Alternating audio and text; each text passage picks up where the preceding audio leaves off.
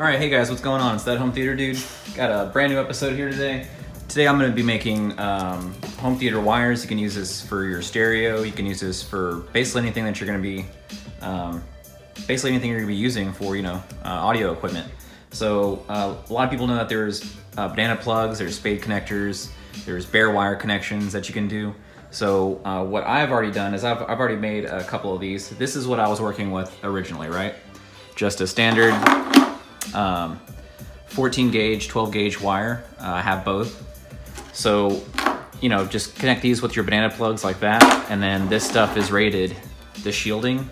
I bought this because I can actually put these in the wall if I wanted to. So you have that option. I've been using that since day one with the home theater. And then I'm gonna just go ahead and show you these. I've already built these, but I'll show you how to make them too. So this one's pretty cool. This is just the same stuff. Inside, it's just, looks a little fancier on the outside. Got a little better banana plugs on the outside. These are locking. Let's go ahead and lock them down. If you don't lock them, they get kind of a little rattly. So I got banana plugs on this side, banana plugs on this side, Tech Flex in the middle, heat shrink. I'll show you guys how to make that stuff in a second. So main thing you want to do whenever you're making these is you want to start off with a good material. So these are just standard two conductor wires. This is 12, this is 14. But you just want to start out with the best materials possible, because I know a lot of people a lot of people just don't even know. So not all wires are created equal. So the reason why I'm saying that is this stuff is the same stuff as this. This is the media bridge wire. This is the in-wall rated wire. You can get this from Amazon. And the only difference between this one and this one is this is actually, I'm not sure if you can see that in there, but this is a 4 gauge, or not a 4 gauge, but a 4 conductor, and this is a 2 conductor. So with this, you get the black and the red wire, and here you get black wire, red wire, green wire, and I think a white wire. So there's reason why I chose this one, and there's reasons why you can choose it too. So the different options that you can do with this is the reason to go with 4 conductor rather than just standard 2 is if you have I'm gonna show you real quick. So if you have speakers in the back, right? So you have those, but you don't necessarily want to waste, running 2 different cables whenever you can just run the same signal through the same shielding. See what I'm saying? So instead of running 2 of these, so effectively you're using 2 of those just equal the same job you're doing at this, because it's still going in the same spot. And if you have this in the wall anyway, you can just have a little connector on the outside, and then you can banana plug off of that and then connect into your speakers. So there's a reason to do that, and also a reason to do this one is to do, if you want to do those things called, what's it called? Bi-wiring. If you want to do bi-wiring or bi-amping, they're completely separate things, but you can hook them up with the same wire. So I'll show you how to do that in a second. So start off with the best material. This is 99.99% copper, not copper clad aluminum. You don't want that stuff. And this is copper. Oh, it's oxygen-free copper too. So that's good, so it blocks distortion. Another cool thing is you have the shielding on the outside. So I'm gonna go ahead and jump into this video real quick. I'll show you guys how to make that bi-wire, bi-amping type of connection with the this wire. I'm gonna make it a little smaller because I've already pretty much set up my speakers already with it. So I'm just gonna make a really small speaker wire just to show you guys how to do it. All right, let's do this. All right, like I said, I'm just gonna make a little 3-foot wire. So just grab your wire and cut it.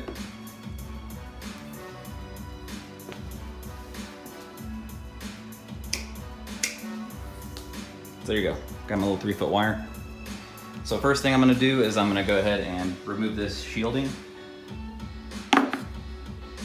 Actually, you don't have to do it in that order, but let me just go ahead and remove the shielding.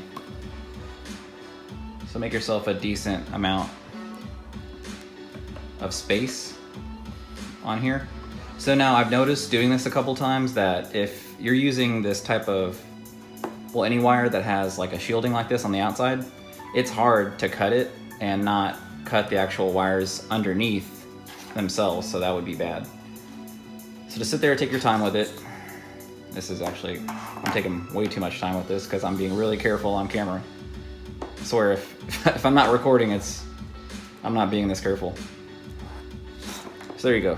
Just break it off in little chunks, be patient, because you don't want to rip that shielding of the actual wire itself underneath.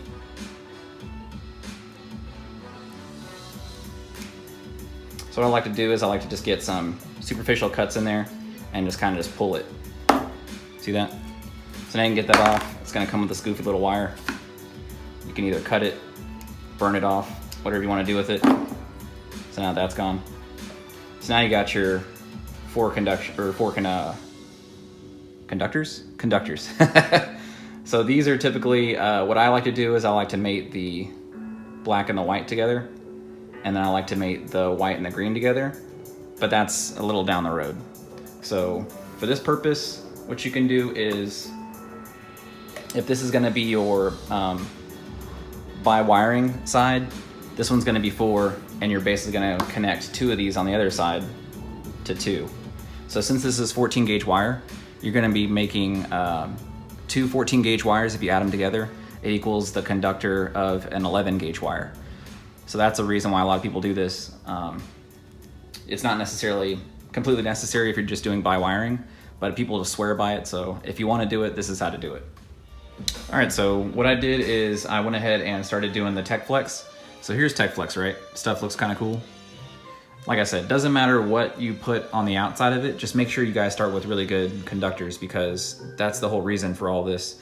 If you wanna, church up your copper clad aluminum, then you're making everything look cool, which a lot of the companies, they do that anyway. So if you buy like cheap speaker wires, or maybe even not so cheap speaker wires, they're gonna charge you a lot of money, because 1, because this stuff takes time, and 2, because you can't verify what's in there at all. So when you're using Tech Flex, when you cut it, either use a hot blade, or I recommend just cutting it with scissors and then immediately going with like a torch or maybe a lighter. That way you get it protects this end so it doesn't fray, because whenever you start threading this stuff through, it frays real easy. So whenever it's actually on there, no problem, but it's just whenever one end's exposed, that's whenever you're gonna run into those problems. So whenever you get this stuff on there, like I'm doing, just kind of cinch it down and kind of gets balloony, pull it back, and that's how it will thread through. So I think I'm using 3/8 for this one, and this is the 4 conductor. This is the 4 conductor 14 gauge. So if you want, like this one right here, this one's the 12 gauge wire. That one's only a 1/4 inch. So it really depends on what you want to do, what color you want to go with. But I would say for this one, this works really good with the 3/8. And anything smaller than that, like the 2, it's enough, the 2 conductor wire, then I would say just go with the 1/4. Works out pretty good. So you see how it's getting pretty close over here on the other end? Give it a pull, right? Whenever you're doing that, and it'll stretch it out. It'll, cinch it into the length that it needs to be. So there you have that there. And now since this end isn't, I'm gonna go ahead and do this. So before I even get to that point, I'm gonna pull this back a little bit, and then cut this end over here on the other end, because whenever you pull it, it'll lengthen out a little bit. So give yourself a little leeway.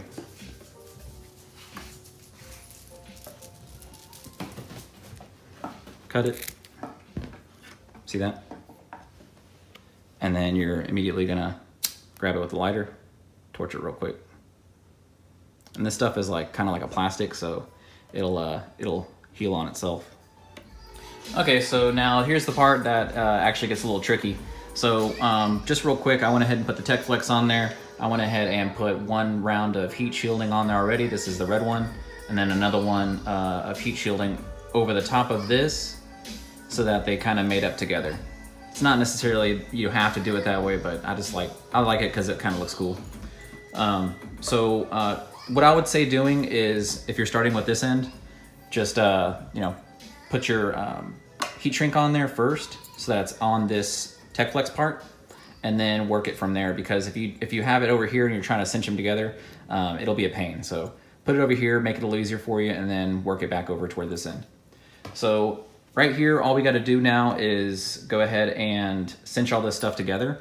So one step that I like to do is I like to grab my drill, and then I like to twist these wires together. Not necessarily something you need to do, but for me, it kind of just makes it look like a really cool finished look. So just let me grab that real quick. I'll show you how to do it, and then we'll take it from there. So same thing again, just stick the wires in there, cinch this down. Wrong way.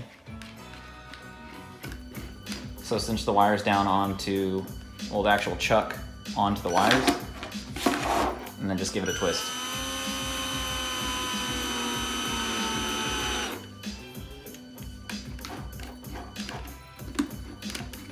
And that's it. So now you got that, you got this. Best thing to do now is go ahead and find your actual banana plug. Doesn't matter which one you're gonna use. These are locking, so I'm gonna use this one. Like you've seen before, I have these two to where they're non-locking. But I would say for this purposes, grab one of the locking ones. Figure out how far you need to take the shielding off of your wire. So I think that's right about here.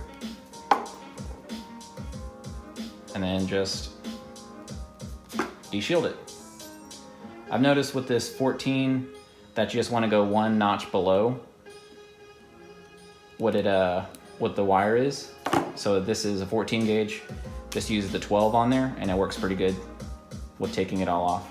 So I don't want to bore you guys with the dirty details of this. I'm gonna do this another 7 times to take all these off, and then I'll let you guys know how to connect these.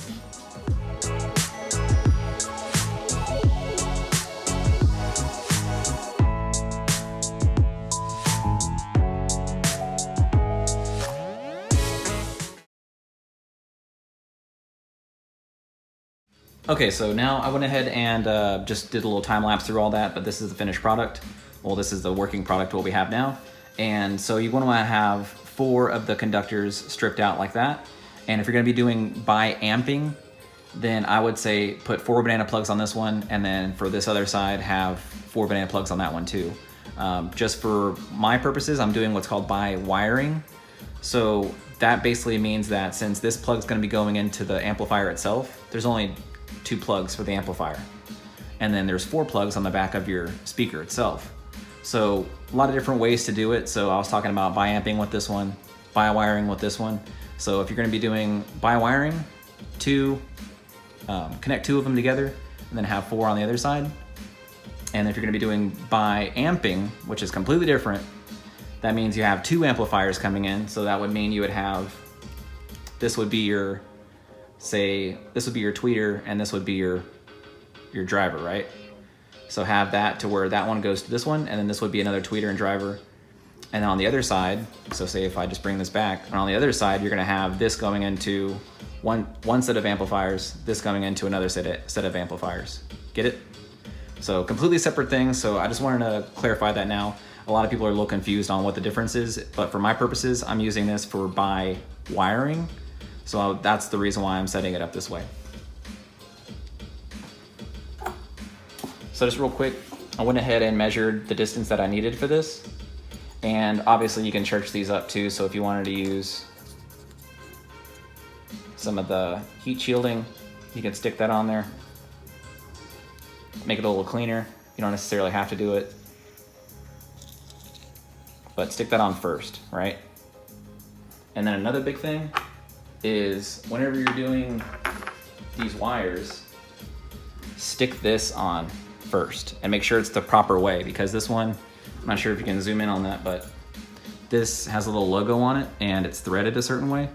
So if you're not putting it on the right way, it's a pain because you got to screw these down. And once you get these things screwed down all nice and tight, and then you realize that 1, you didn't put this thing on, or 2, you put it on the wrong way, then trust me, I've done it so many times, it's so freaking annoying. So just do it right the first time, all right? So just stick that guy on like such, and then go ahead and thread that through, and then cinch it down. So I'm gonna go ahead and do another time lapse for all that, and then I'll come back and I'll show you guys how to finish it off, okay?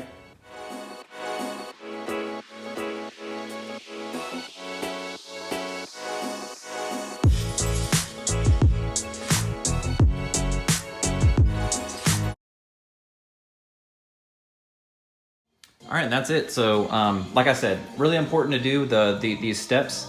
There's a sequence in them. So what I would say do is get the Tech Flex on there first, thread through your respective heat shielding, and then if you want to put some here, do that as well. But always put these things on first and make sure that they're in their proper orientation. Besides that, that's pretty much it. So now the rest of it's just making it look cool. So I got this heat shielding on there before. I didn't necessarily show that in the video real quick, but I did it after, or right before I did the timeline. So what I like to do is I like to cinch these down to where they're recessed into the shielding itself. And then I like to cinch, or then I like to burn them to where they, you know, shrink down. So, and then just to show this, I got another piece of heat shielding here, Tech Flex. You move the Tech Flex over the top of it.